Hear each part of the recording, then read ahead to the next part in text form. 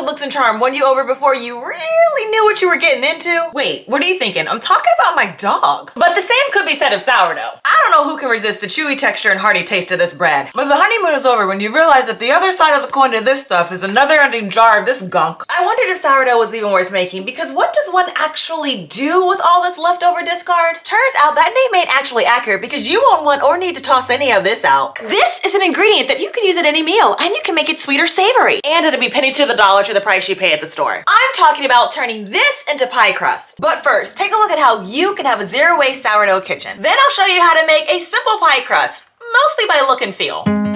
Using pie crust to make a breakfast quiche that allows you to use up bits of leftovers or soon-to-expire ingredients ensures almost nothing goes to waste in your kitchen. This easy pie is a great way to deliciously stretch your food budget.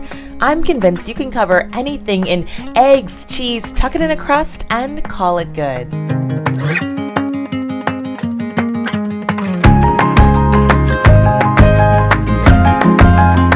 While that's in the oven, let me show you another recipe, homemade Pop-Tarts, without all of the additives, preservatives, and synthetic store brands use. You can customize the filling for an easy breakfast, dinner, or dessert. They only take minutes to make and bake when you have homemade crust. Make your own icing and you'll find you'll never want anything that comes out of a box again.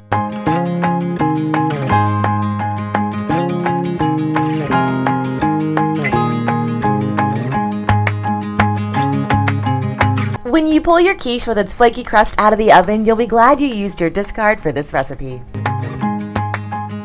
Having pie crust on hand gives you a myriad of filling possibilities to make samosas, a savory stuffing of onions, garlic, spices, and potatoes brightened by the sweetness of peas to create an amazing snack or main course.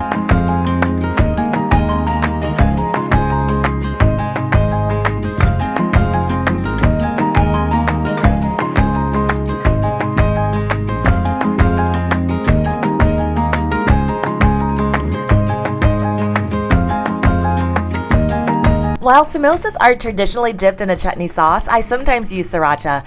These flaky, crispy crusts were so good.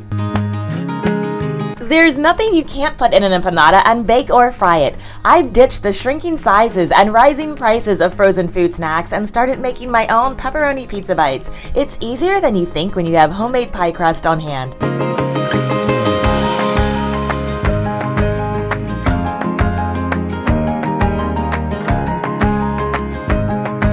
You can make sweet or savory crackers out of pie crust too. They make great soup or chili toppings, are perfect for snacking, and sprinkled with your favorite herb seasoning blend or grated Parmesan cheese makes biting into a warm cracker a taste you have to experience for yourself.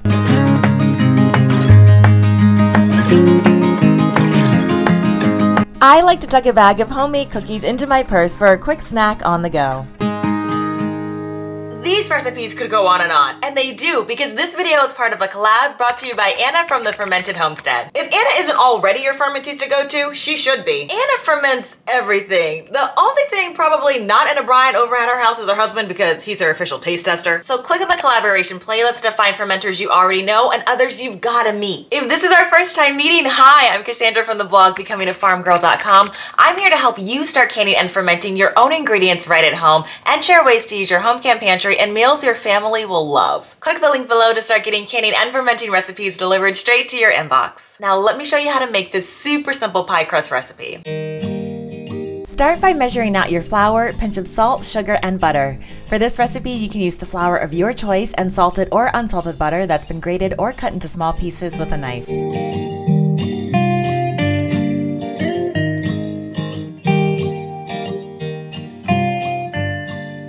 Next, use a bench scraper or pastry cutter to cut the butter into the flour mixture until it forms large crumbles. Add the sourdough starter. Now, my starter is a 100% hydration starter. This means it's made of equal parts flour and water, which is reflected in the ratios of dry to wet ingredients in the pie crust recipe. If this isn't your ratio, don't worry. Just add a little ice water when bringing the dough together, and this also helps the butter stay in pieces throughout the dough. Add vinegar and use a fork to combine the ingredients. Then switch to using your hands to incorporate the mixture until there are no dry bits left in the bowl. Transfer your mixture to the counter and work quickly to shape the dough into rough disc shapes. Place the discs of dough onto parchment paper and use a rolling pin to help flatten and smooth the edges. Wrapping the dough reduces the amount of heat that transfers from your hands, which keeps the butter as cold as possible.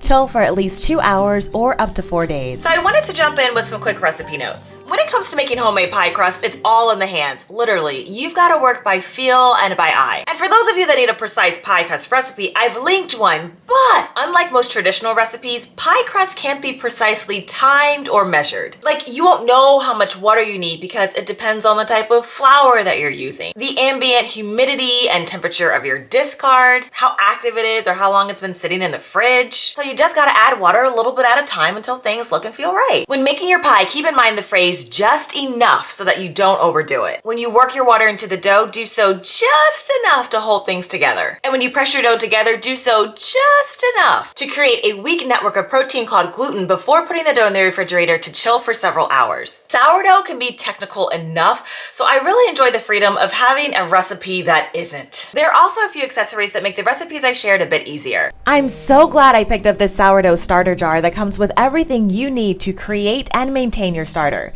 The kit includes a 24-ounce wide mouth jar for easy adding, stirring, and cleaning. You'll never forget the last time you fed your starter because there's an elastic band marked with the days of the week and the time of day to give you an accurate indication of when you last fed your starter and the starting feeding level. To keep track, you just move the band sideways to indicate the time of feeding and up or down to mark your starting feeding level. There's also a stick-on thermometer to monitor the temperature, and you'll also get a cloth cover and tall silicone spatula. Having a 3-size pack of dumpling molds allows you to set, fill, and seal a range of dough-based goodies like pot stickers, pierogies, and more.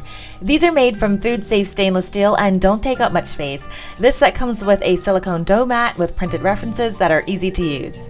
Having pre-cut non-stick and unbleached baking sheets is extremely helpful. These are guaranteed not to curl or burn up to 425 degrees Fahrenheit and are completely compostable. Honestly, these are so durable, I wipe them down and reuse my sheets several times before I need to grab a new one. You may want to consider a pie maker bag to help achieve the round shape and consistent thickness. It zips closed to maintain mess and is made from BPA-free plastic. These are also easy to clean in warm soapy water and air dry.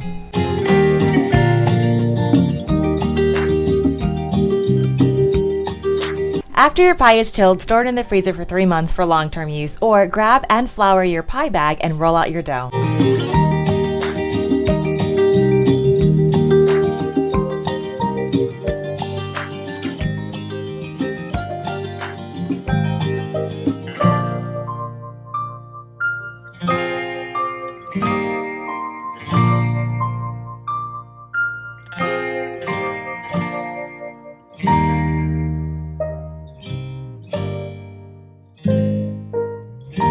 See how this pie bag makes you look like a pro?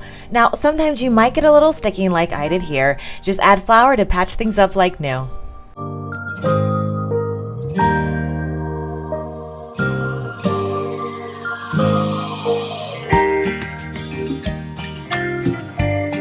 From here, you can roll up your pie dough in parchment paper and seal with freezer tape or string.